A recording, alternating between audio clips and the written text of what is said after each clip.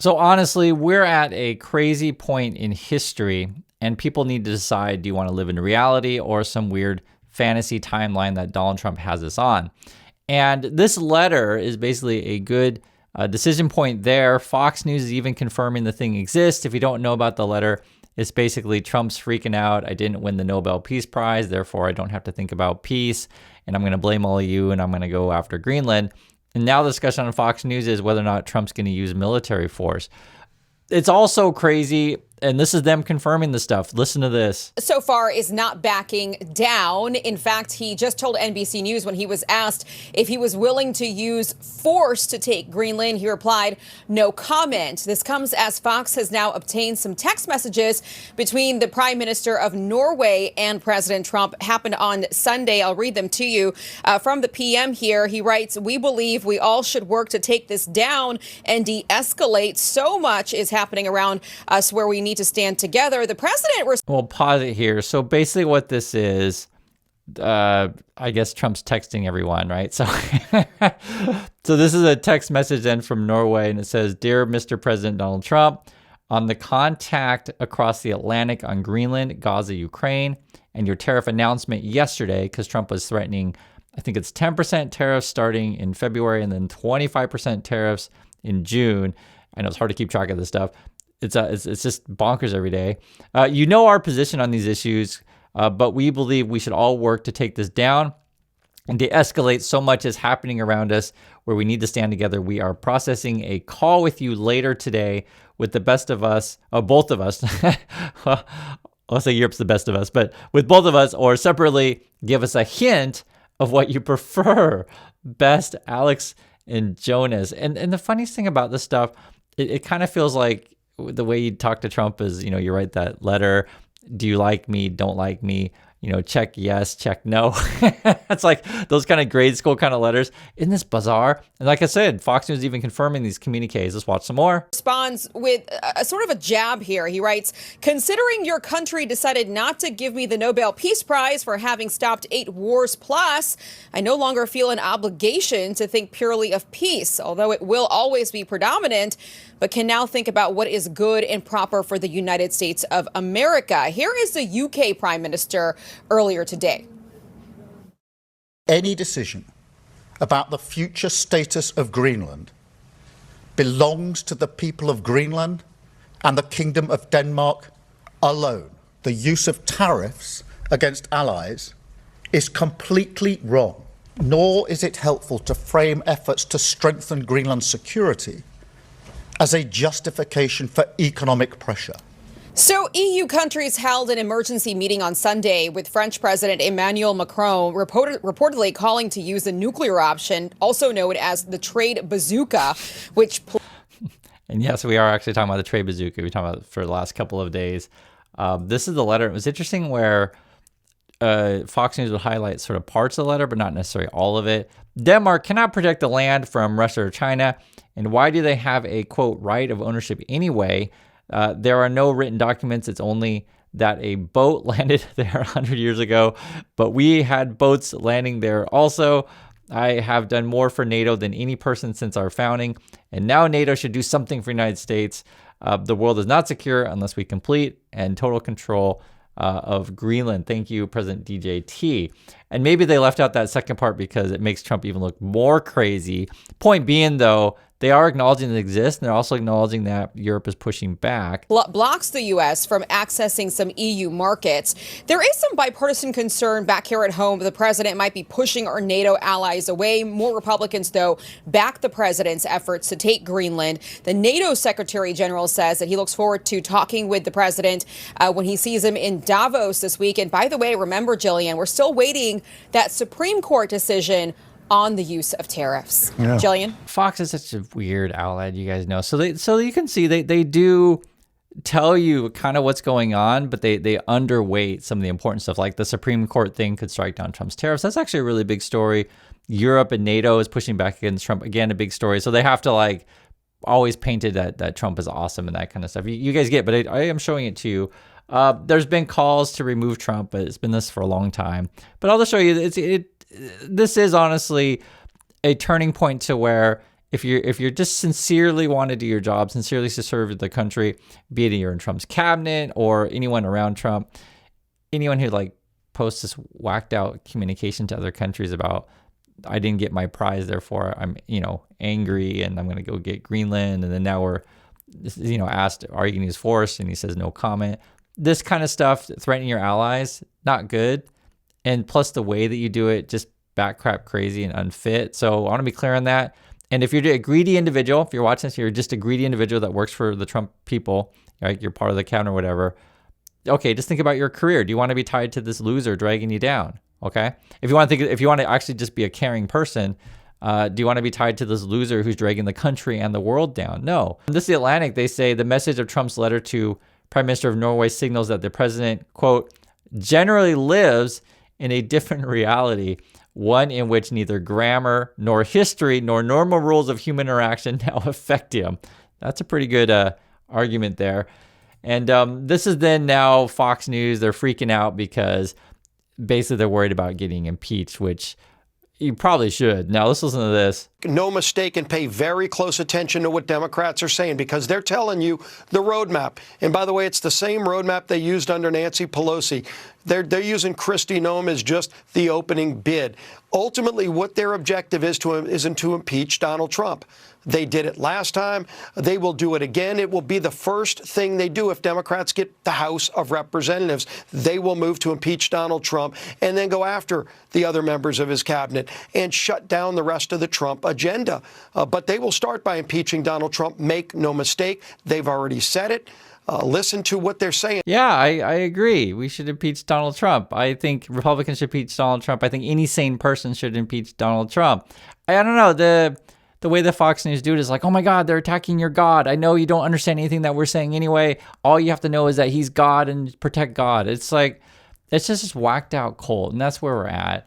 They're actually talking a little bit on Sky News. Have a take a look at this. I just want to reflect on this absolutely gobsmacking letter that appears to have been sent to Norway, which, I'll be honest, it feels like it would be a parody if you didn't know more about it, reported by Bloomberg and PBS. And this is how crazy it is. Like, even, and I agree, right? When you first see a letter, like in a normal world, you're like, is this letter even real? There's no way it can't be real, right? And I know if you say you're MAGA or right-leaning, you see my channels, oh, Chris is just making up stuff about the letter, and that's why I have to show you Fox News when they're talking about even the thing exists, because it is that crazy. Any normal person would be like, yo, this is nuts. You got to remove the dude. But this is where we're at. This is an interesting one. This is actually coming from the UK, talking about the whole situation with NATO. Have a listen to this. There have been many claims made on both sides of the Atlantic recently, but originating primarily from the United States, that the United States is funding NATO. Well, whatever your opinion about Greenland, about the North Atlantic Treaty Organisation, NATO, or anything else, you, I, and everyone else should probably be in possession of the correct facts. So let's try and clear this up. The United States does not pay for NATO. Firstly, the US maintains a global military presence, of which its contribution to NATO is just one part. Yes, it's true that the United States spends more on defence than all of the other NATO members combined. But the United States also, we must remember, maintains bases around the world in places such as Okinawa in Japan that have nothing, or very little, to do with European or NATO defence. In practice, only a fraction of the US defence budget is allocated to NATO or European security, and much of that expenditure goes on capabilities or assets that are dual use. In other words, for example, the United States maintains bases in Europe that, yes, benefit the alliance and European security, but are also used by the United States for its own purposes, such as providing logistical support to US operations or troops in Africa and the Middle East and elsewhere. But in any case, adding the cost of all the United States assets and troops in Europe, it comes to around about 10 to 15% of the total US defence budget annually. That's the equivalent of around $100 to $120 billion per year. And yes, of course, that is an extremely significant contribution to the US presence in Europe and therefore European security. It also includes, in that amount, the annual contribution of the United States to the core budget of NATO itself. The US pays around 16% of the NATO budget, and that's around $572 million. Whereas, for example, Germany pays the same amount, 16% of the NATO budget, and European allies in total pay around 76% of the NATO core budget, again, compared to the US 16%. I think that's a good explanation, and just hear different points of view on this stuff. The one that really got me, and there's a couple things, is I just want to bring my point of view in here, is Trump and his people and Hegseth stuff are always trying to sell American weapons to countries all around the world. That's a big part of the U.S. economy and basically the military-industrial complex. And if you don't know this, basically the U.S. is a bunch of arms dealers, effectively. There's companies out there that make a lot of money from selling weapons. Even domestically to the USA, every time there's some sort of tragedy, they scare the people, oh, you got to go buy more guns, right? Because somebody profits off selling guns the same way that U.S. profits off, you got to buy more tanks, fighters, whatever. And that's the big money. And then the idea of the when Trump tries to compare, U.S. budget on military spending to other countries, just remember, there's dual purpose. America has, bases all around the world. Korea's in that as well. There's a bunch of, in there. But I just want to show you guys different points of view. Now, what's his face? Scott Bessent is in Davos. He's going to make the case of Trump displays American leadership. Have a take a look at this. Well, good to be back in Switzerland. And I think that the U.S.-Swiss relationship, after a rocky period over the past few months, is back on a very good track. What do we want to achieve? I think the message is America first does not mean America alone. And I think President Trump will be talking about this is what American leadership in the world looks like. The U.S. will be hosting the G20 next year. And I can tell you in the finance track, we are going to identify the lack of growth as the greatest threat to financial stability. So we are going to be pushing for growth, for deregulation. Great. So they just told you the plan right there, okay? Trump's going to go to Davos. They want growth and deregulation. A lot of this is going to be related to AI. So deregulate, meaning that let us build data centers all over your neighborhoods, okay?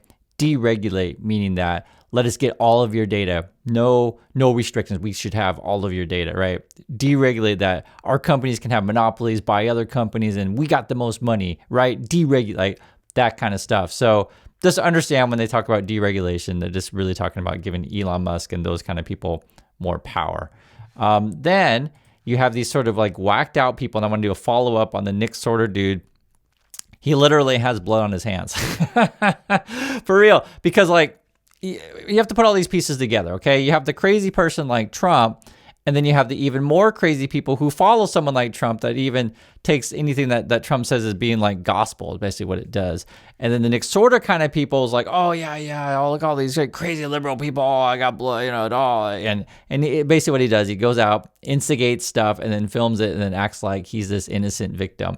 And he always tries to like twist weird stuff to his narrative. You can see it for yourself. And he says, a group of liberal white women, well, okay, mostly, have taken over Target in St. Paul, demanding Target stop letting ICE and Border Patrol against agents use their bathrooms. I kid you not. We're living in a freaking clown world, right? So the reason why it's funny is because Trump, Nick here, expose himself on a daily basis. Like he's always trying to push this thing that's like all these liberal white women, right? But then he literally has to correct himself because you can see in the video for yourself, this is not necessarily all one type of people. And sometimes the facts don't necessarily match their reality. And that's something I always do with you guys. I just literally just show you what it is. I tell you my opinion, but I don't just make up stuff. I can see who's in this thing. It's not just, quote, liberal right women. But that's what the narrative they're trying to push. And then you got crazy crap like this. This is Stephen Miller today. Only federal officers are upholding the law. Okay. Local, state, and police have been ordered to stand down and surrender. Local cops have gone AWOL. What? So I guess the Trump people want y'all to surrender. I guess that's the plan. And they're also calling for this. They're going to get really angry about the church stuff. Watch this. The Attorney General has been on this from the moment it happened. There are already 2 prosecutors from my office on their way to Minneapolis, and they'll be there this morning. We have an FBI team assembled and local prosecutors as well. This is going to get the highest attention from the Department of Justice because there is no more sacred right in our Constitution than the right to assemble and pray to God. And there are federal laws that protect that right. And what happened here was a shameful exercise of virtue signaling, disruption, fear, terror. You can see children in this video being ushered out the back by their terrorized mothers. Okay, so, and you can see all the chyrons. I don't know what channel this is. This is some whacked out stuff, but they're always trying to say, oh, Christians are under attack. Oh, we got to go arrest everyone, right? And then you put this together with what Stephen Miller is saying. Again, only federal officers are upholding the law. Local and state police have been ordered to stand down and surrender. Okay, what else is going on and how did they put this stuff in practice? This is someone who put a post on social media and then I guess has the police come to their house to ask about their social media posts. Look at this. Make sure to make sure it's you. We're not sure. Okay. Is that your account? I refuse to answer questions without my lawyer present. So I really don't know how to answer that question either well, way. like I said, you're not this going is to jail. freedom of speech. This is America, right? I'm a veteran. Correct. And I agree with you 100%. Okay. We're just trying to see if it's you, because if we're not talking to the right person, we want to go see who the right person is. Okay, how can I help you? So pretty much it's just a statement that was made as far as, verbatim, it says the guy who consistently calls for the death of all Palestinians tried to shut down a theater for showing a movie that hurt his feelings and refuses to stand up for the LGBTQ community in any way. Even leaves the room when they vote and on related matters. Wants you to know that you're all welcome. Clown face, clown face, clown face. 3 days ago. So you don't know if it was you? I'm not going to answer whether that's me or not. Okay. The concerning part, and not concerning for the person who's posting it, what we're just trying to prevent is somebody else getting agitated or agreeing with the statement. We're not saying it's true or not. Understood. That guy who consistently calls for the death of all Palestinians, that can probably incite somebody to do something radical. That's all we're here to talk about. And we wanted to get your side. If it was you that posted that, I would think to refrain from posting things like that, because that could get something incited. I appreciate your concern. I appreciate you coming out here. Okay. So they come in your house if you tweet out something that they don't like, right? And is this you? Want to make sure this is you. And then this is why it matters when Stephen Miller says only federal officers are upholding the law. Local and state police have been ordered to stand down and surrender. That's the world that they live in. And then they're going to come up with these fake things of how they got hurt when they instigate stuff. That's Nick Sorter's got literally blood on his hands. I know there's a lot that we cover on a daily basis, but I want to give you guys a full picture of what's happening. It's just backcap crazy. And this is the Trump people. I just don't think it can last much longer, as they're even panicking that they're all going to get impeached, which they should be. I mean, anyone who writes this kind of whacked out letter it's obvious, right? I'll catch you all in the next video.